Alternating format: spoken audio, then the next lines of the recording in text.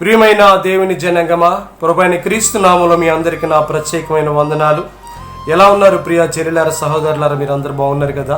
YouTube channel ద్వారా మరి ప్రత్యేకంగా అనేకమైన బిడ్డలు దీవించబడుతూ ఉన్నారు ఈ సందేశాల ద్వారా. మీ అందరికీ కూడా నా ప్రత్యేకమైన వందనాలు. అలాగే ఈ రాత్రికాల సమయంలో కూడా పరిశుద్ధాత్మ దేవుడు ఎపిస్టల్ రాసిన పత్రిక 4వ అధ్యాయం నుంచి కొన్ని విషయాలు మీతో మాట్లాడాలని ఆశపడుతున్నారు. కాబట్టి దేవుని ఆదేశాల మేరకు ఈ రాత్రి మీతో నేను మాట్లాడాలని ఆశపడుతూ ఉన్నాను. ప్రియమైన దేవుని జనాంగమా, మీరు శ్రద్ధగా విని ఈ యొక్క కొద్ది నిమిషాలు, ఈ 10 నిమిషాలు మరి పరిశుద్ధాత్మ దేవుడు చెప్పబోతున్న ఈ సత్యపు మాటల ద్వారా మీరు విని గ్రహించి మీరు దీవించబడాలని నేను ఆశపడుతూ ఉన్నాను. చిన్న ప్రార్థన చేసుకుందాం. పరిశుద్ధుడా, ప్రేమ కలిగిన తండ్రి, కృప కలిగిన దేవా, నీ బంగారు పాదాలకు కోట్లాది కృతజ్ఞతాస్తుతులు చెల్లిస్తున్నానయ్యా. అయ్యా, ఈ యొక్క రాత్రికాల సమయంలో యూట్యూబ్ ఛానల్ ద్వారా తండ్రి మరి ఈ యొక్క పరిశుద్ధ గ్రంథం నుంచి నీ బిడ్డలతో మీరు మాట్లాడబోతున్నందుకు వందనాలు తండ్రి. ఎవరైతే ప్రభా ఈ మాటలు వింటున్నారో ప్రభా, ఎవరికైతే వినిపించాలని మీరు ఆశ కలిగి ఉన్నారు దేవా, ఆ బిడ్డలను ఆశీర్వదించండి.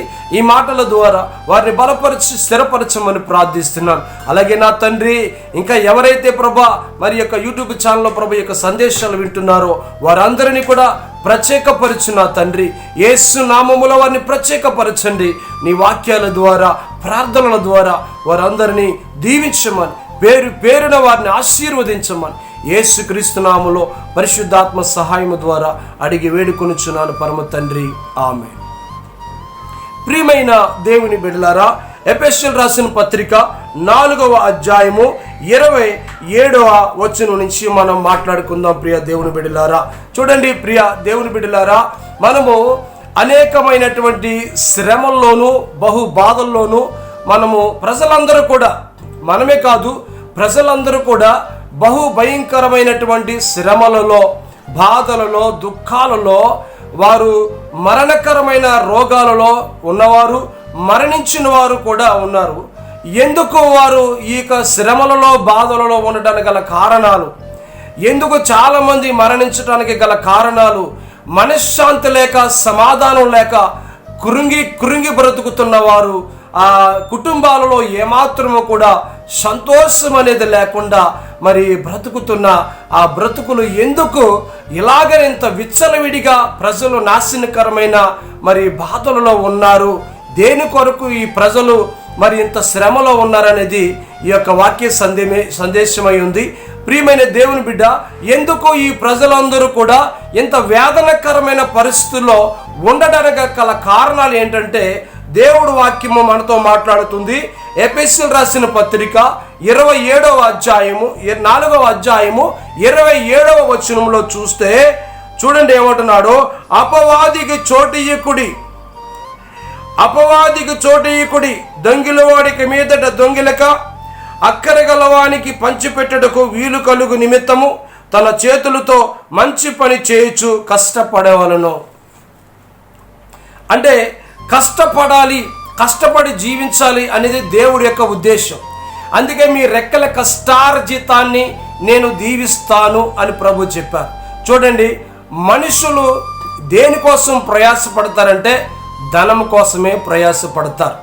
ఎందుకు చిక్కుల్లో పడతారు, ఎందుకు మరణకరమైన రోగాల్లో పడుతున్నారు, ఎందుకు ఇన్ని వ్యాధుల్లో పడుతున్నారు చూస్తే ఆ ధనము కోసమే రకరకాల అక్రమాలలో పడి ధనము కోసం మరి ఒకరిదొకరు దొంగిలించుకుంటూ కూడా ప్రజలు ఒకరికొకరికి విరోధముగా నరహత్యలు చేసేలాగా ఎన్నో రకాల పాపాలలోకి వెళ్ళిపడగల కారణం ధనమే మూల కారణం అన్న సంగతి మరి తండ్రికి తెలుసు. కాబట్టి దేవుడు ఏమన్నాడంటే, కష్టపడి బ్రతకండి, కష్టపడి సంపాదించుకున్న వాడి యొక్క ఆ రెక్కల కష్టార్జితమే దీవెనకరంగా ఉంటుంది అని పరిశుద్ధాత్మ దేవుడు సెలవిస్తున్నాడు.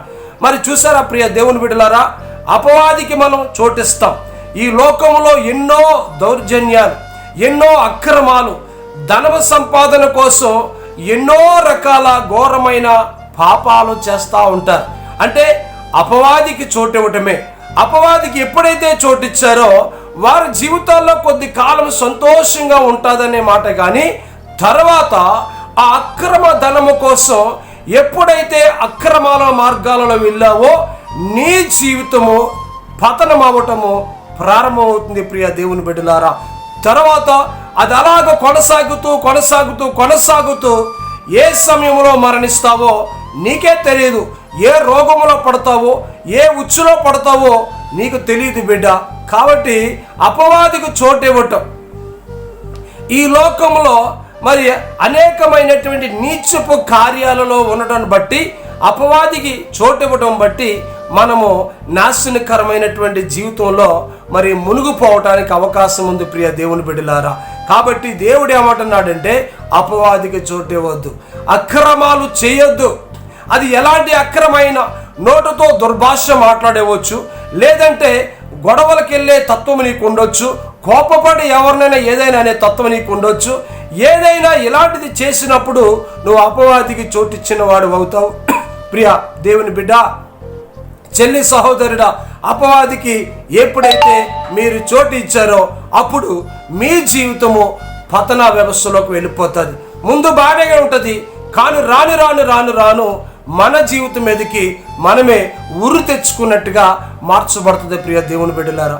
అందుకే దేవాది దేవుడు పరిశుద్ధాత్మ ద్వారా మరి చక్కగా మనకు రాయించాడు, అపవాదికి చోటివ్వద్దు. మీరు ధనం కోసం అక్రమాలు చేయవద్దు. మీరు కష్టపడి బ్రతకాలి. రెక్కల కష్టాల జీతమే నేను అంచెలంచెలుగా ఆశీర్వదించి దీవెనకరంగా మారుస్తాను. ధనములో అక్రమంగా మనం నడవకూడదు. మరి ఈ లోకంలో నడవడికలు ఉన్నాయి.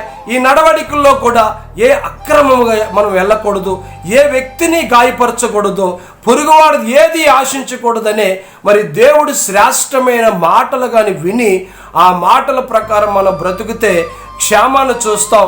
లేదంటే ఈ లోక అపవాది మనకి ఒక ఎర్ర వేస్తాడు. ఈ లోక అపవాది వేసే ప్రతి ఉచ్చులో మనం పడిపోయామంటే చివరాఖరికి రోగాల్లో మరణాల్లో ఖచ్చితంగా మన జీవితము పతనమైపోతుంది. యవ్వన ప్రాయంలోనే మన జీవితాన్ని ముగించి చనిపోవలసి వస్తుంది. లేదంటే చాలామంది రోగాలకు గురైపోతారు, దీర్ఘకాలిక రోగాలకు గురయ్యి హాస్పిటల్లో తిరగడం ప్రారంభమవుతారు. ఇలాంటి పరిస్థితులు వస్తాయి బిడ్డ. ఎందుకు వస్తాయంటే అపవాదికి చోటివ్వడం వల్ల. ఎలాంటి విషయంలో వాక్యము దగ్గరికి వెళితే నేను వాక్యము కడుగుతుంది, వాక్యము నిన్ను సరిచేస్తుంది. ఆ వాక్యానుసారంగా నువ్వు ప్రవర్తించి మరి యేసుక్రీస్తు ప్రభు వారికి మాదిరిగా నువ్వు జీవిస్తే క్షేమాన్ని చూస్తావు ప్రియ దేవుని బిడ్డ. అపవాదికి చోటిస్తే మనం ఖచ్చితంగా ఏదో ఒక రోజున మరణాన్నే చూస్తామని పరిశుద్ధ లేఖనాలు తెలియజేస్తా ఉన్నాయి ప్రియ దేవుని బిడ్డలారా. చూడండి, ఇంకా మనం ముందుకెళ్ళినట్లయితే చూడండి ప్రియ దేవుని బిడ్డలారా, 30వ వచనం, దేవుని పరిశుద్ధాత్మను దుఃఖపరచకుడి, విమోచన దినం వరకు ఆయన యందు మీరు ముద్రించబడి ఉన్నారు. సమస్తమైన ద్వేషము, కోపము, క్రోధము, అల్లరి, దూషణ, సకలమైన దుష్టత్వం మీరు విసర్జించుడి. ఒకని ఎడల ఒకడు దయ కలిగి కరుణాహృదయులై క్రీస్తునందు దేవుడు మిమ్మల్ని క్షమించిన ప్రకారము మీరుని ఒకరినొకరు క్షమించుకోండి అని మరి దేవాది దేవుడు మనకు సెలవిస్తున్నాడు ప్రియ దేవుని బిడ్డలారా. ఇదిగో చూడండి, మనం అపవాదికి చోటు ఇవ్వకూడదన్నాడు. తర్వాత పరిశుద్ధాత్మని దుఃఖపరచొద్దన్నాడు.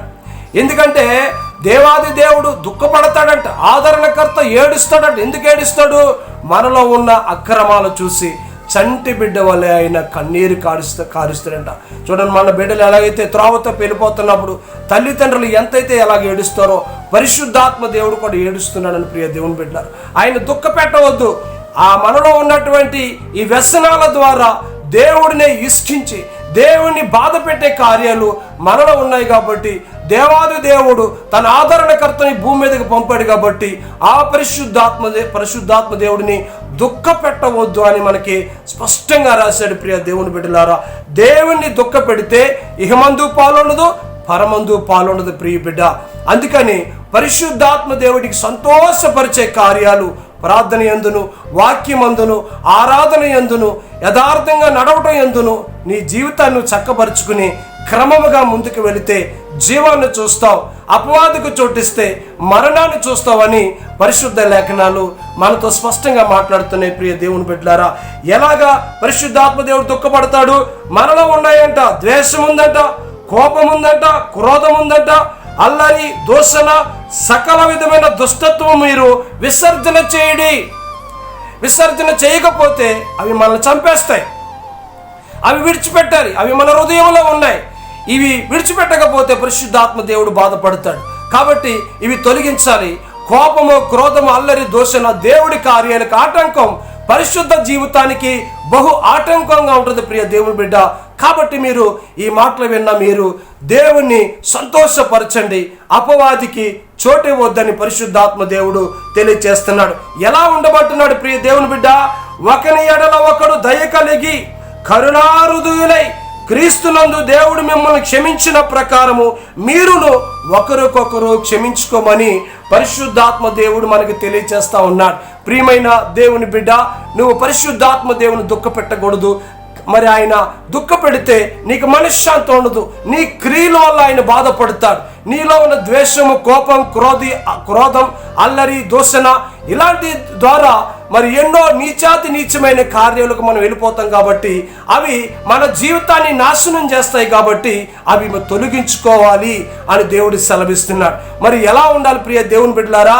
మనం ఒకరి యందొకరు మరి కరుణాహృదయం కలిగి ఒకరికొకరు క్షమించుకుని దేవుడు ఎలాగైతే మనల్ని క్షమించాడో మనము కూడా ఇతరులను క్షమిస్తూ మనము దేవుడిలో ముందుకు సాగాలని ఈరోజు పరిశుద్ధాత్మ దేవుడు ఈ మాటలు తెలియజేశాడు. కాబట్టి మీరు అపవాదికి మీరు చోటివ్వద్దు, అంటే అక్రమాలు చేయవద్దు.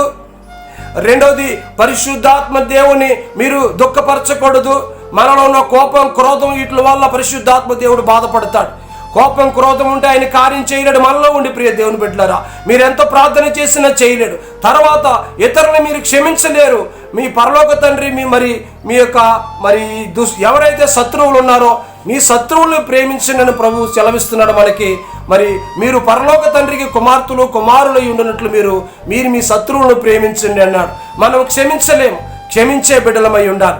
ఒకరికొకరు ఎలాగ ఉండాలంట? కరుణాహృదయులై ఉండాలని ప్రియ దేవుని బిడ్డలారా. కాబట్టి ఈ మాటల ద్వారా మీరు దీవించబడండి. మొదటగా అపవాదికి చోటవద్దు. దుష్ట కార్యాలలో దేనిలోనూ మీరు పాల్గొనవద్దు ప్రియ దేవుని బిడ్డలారా. మీరు యేసు రక్తము చేత కడగబడ్డారు, యేసు చేత విమోచించబడ్డారు ప్రియ దేవుని బిడ్డలారా. ఆయన రక్తం మిమ్మల్ని కడిగింది, పరిశుద్ధులుగా చేసింది. అది మనకు తగదు. కాబట్టి అపవాదికి చోటవద్దు. అపవాది యొక్క కార్యాలకు మనం ఏమాత్రము కూడా మనం తలవగ్గకూడదు, వెళ్ళకూడదు, వాటిని చేయకూడదు. అలాగనే పరిశుద్ధాత్మని మనలో బాధ పెట్టకూడదు. పరిశుద్ధాత్మ దేవుడి బాధపడ్డానికి గల కారణాలు కోపం, క్రోధం, అల్లరి, దూషణ, సకల విధమైన దుష్టత్వం మనలో ఉన్నాయి. ఇవి విసర్జన చెయ్యాలి. విసర్జన చేస్తే నీ మార్గం సుముఖమవుతుంది. నువ్వు కృపాక్షేమములతో ముందుకు సాగుతావు అన్నమాట. లేదంటే విడిచిపెట్టకపోతే అవే నిన్ను చివరాఖరికి ఏదో ఒక రోజున ఈ భూమి నుంచి నిన్ను తొలగిస్తాయి ప్రియ దేవుని బిడ్డ. కాబట్టి మనము ఒకరికొకరికి కరుణాహృదయులై ఉందాం, ఒకరికొకరు క్షమించుకుందాం. దేవుడు మనల్ని ప్రేమించిన రీతిలో మనము కూడా ఇతరులను ప్రేమించి సంతోషంగా ఉందాం. ప్రియ దేవుని బిడ్డలారా, ఈ ఎఫెసీయులకు రాసిన పత్రిక 4:27 నుంచి ఈ మాటలు మీకు తెలియజేయబడ్డాయి. పరిశుద్ధాత్మ దేవుడు మీ అందరికీ తెలియజేశాడు. యూట్యూబ్ ఛానల్ చూస్తున్న బిడ్డలారా, మీ అందరికీ నా వందనాలు. ఈ మాటల ద్వారా మీరు దీవించబడండి. దయచేసి అపవాదికి చోటవద్దు. దయచేసి పరిశుద్ధాత్మని దుఃఖపెట్టవద్దు. దయచేసి మీరు కోపం, క్రోధం, ద్వేషం, పగ, ఈర్ష ఇవన్నీ కూడా విడిచిపెట్టండి దయచేసి. ఉంటే మీరు క్రైస్తవులు కాదు. దేన మనసు కలిగి సాత్వికుల వలె మనం ఉండాలి. యేసయ్య కలిగిందే మనము కలిగి ఉండాలి. కాబట్టి యేసయ్య మంచి మనసుని కలిగి ఉందాం, దయ కలిగి ఉందాం, కరుణిద్దాం, క్షమిద్దాం, ఒకరికొకరు మన్నించుకుందాం. దేవుడు మిమ్మల్ని దీవించి ఆశీర్వదించును గాక. God bless you. Praise Lord. దేవుడు సదాకాలం మీకు తోడేయండి, మిమ్మల్ని బహుగా విస్తరింపచేసి ఆశీర్వదించును గాక. God bless you. Thank you. Praise lord.